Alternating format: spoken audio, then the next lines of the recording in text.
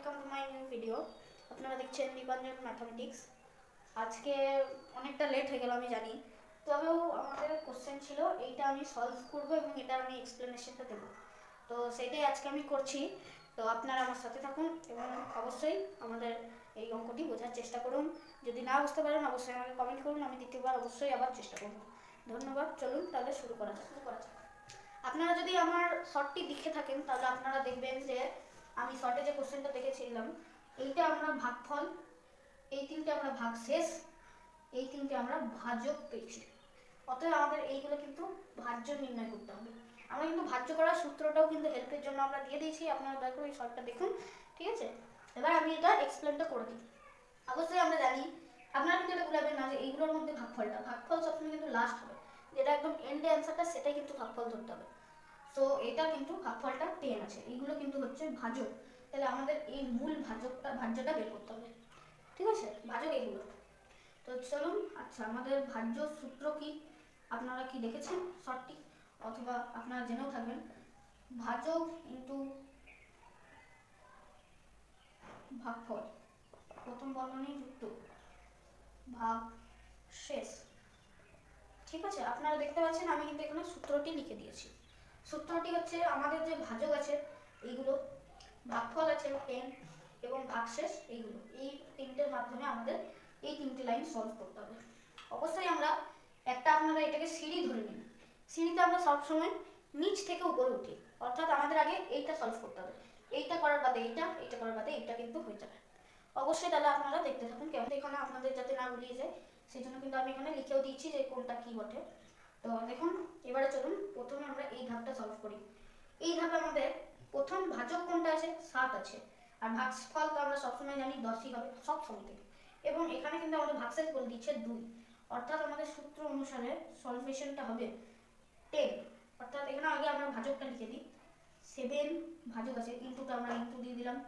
আর ভাগফলটা আমরা অলওয়েজ জানি যে 10ই হবে এই সূত্র অনুসারে। এবং এবার আমাদের কিন্তু যোগ আছে, যোগ ভাগশেষ আমরা 2 জানলাম, 2 অর্থাৎ কত হচ্ছে 7 10 70 এবং যুক্ত 2 অর্থাৎ 72।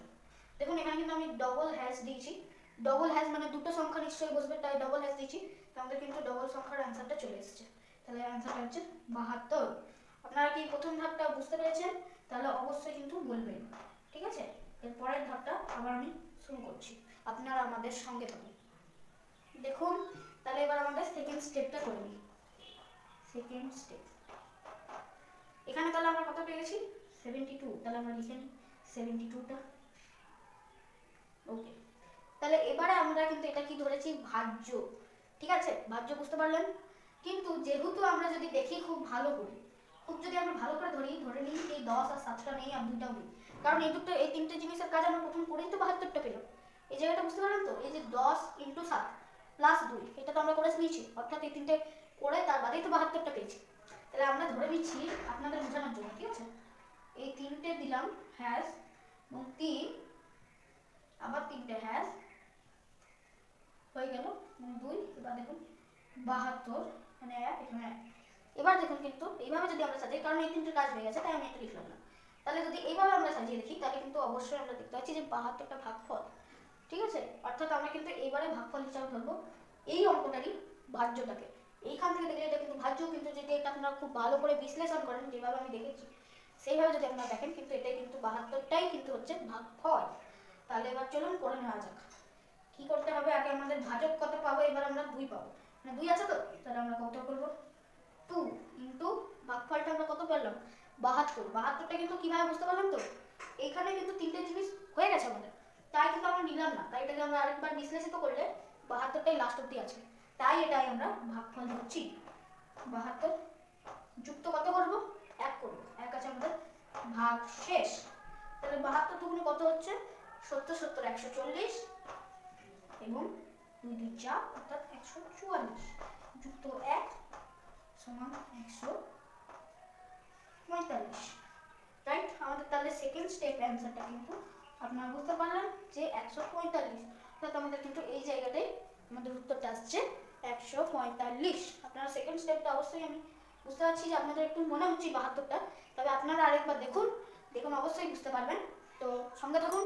এবার আবার আমরা থার্ড স্টেপে দেখা করছি। তো দেখুন এবার আমরা করবো থার্ড স্টেপ।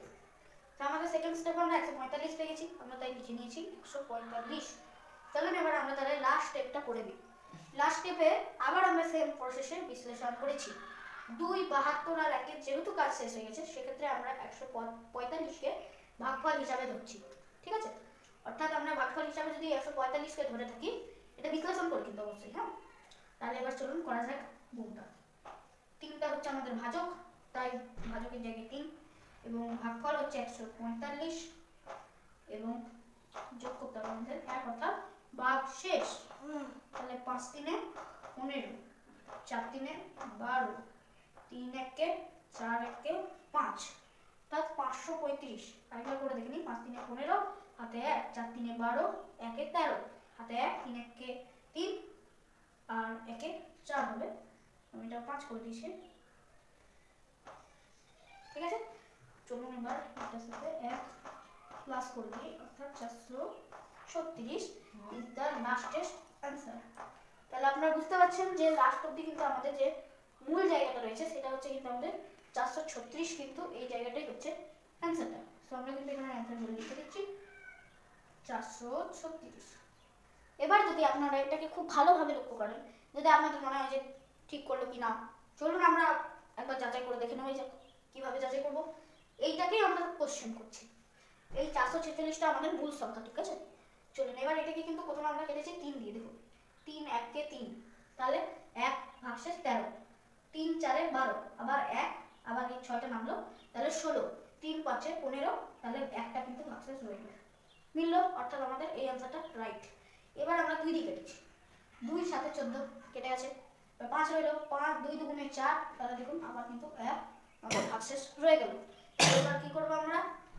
7 দিয়ে যদি দেখি 72 এলো, তাহলে 7 দিয়ে দেখুন 7 1 কে 7, এবং এই 2টা গেল না, তাই আমরা 0 দিয়ে কেটে দিয়েছি, তাহলে 2 কিন্তু ভাগশেষ রয়ে গেল।